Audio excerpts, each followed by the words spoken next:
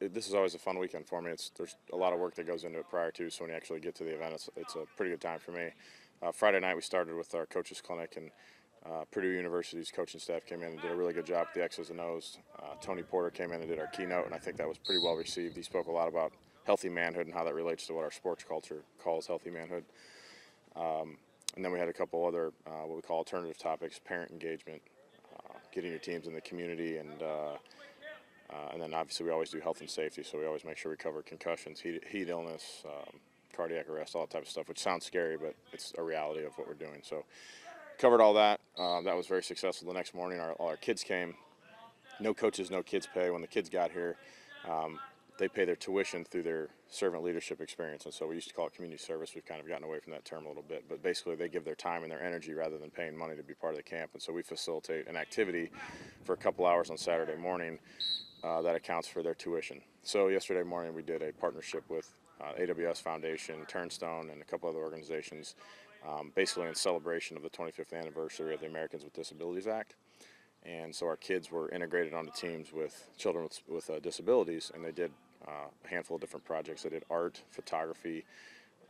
They had a competitive sports-related thing where they saw a demonstration of what power soccer is in the chairs, and then they got to do a wheelchair basketball game along with their.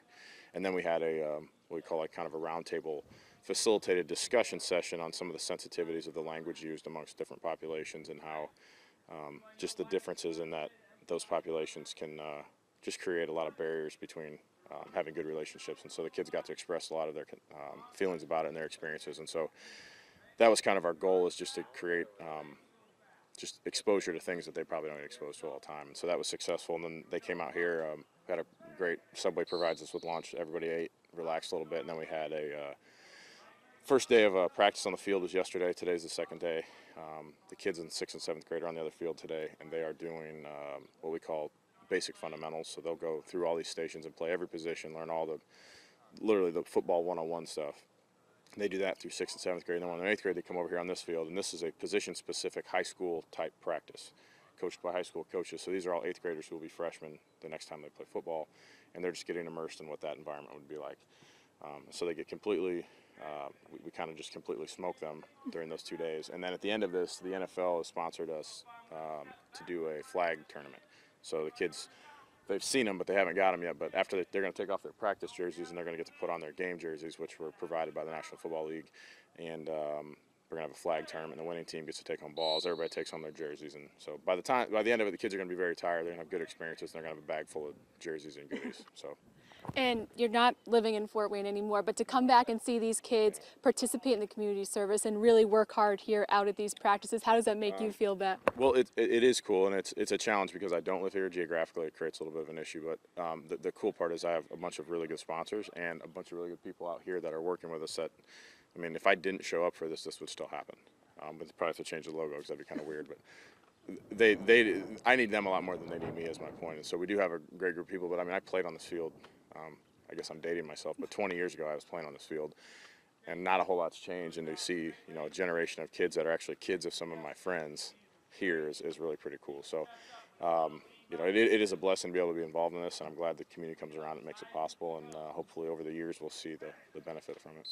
And these are kids who are going to be in high school next year, but just talk about the level of talent you've seen. The starting talent is with our coaches. There's probably not many coaches that are more qualified to be out here than this group, and the coaches that gravitate towards these type of things are coaches who are really invested in development of these kids and are really, it's their life. It's not just an occupation they have. So the coaches are highly talented, but the kids, the interesting part is we have kids that some of them are very good. You can see it, and then others aren't really sure if they even like football, which is we want kind of the whole spectrum, because our goal is to help kids understand there's a lot of value in participating in the sport that for reasons that have nothing to do with winning games, blocking and tackling, or anything that shows up on the scoreboard.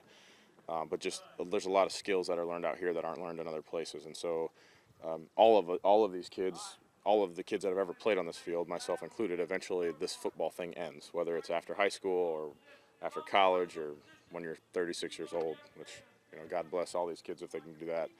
But it ends at some point, and then what?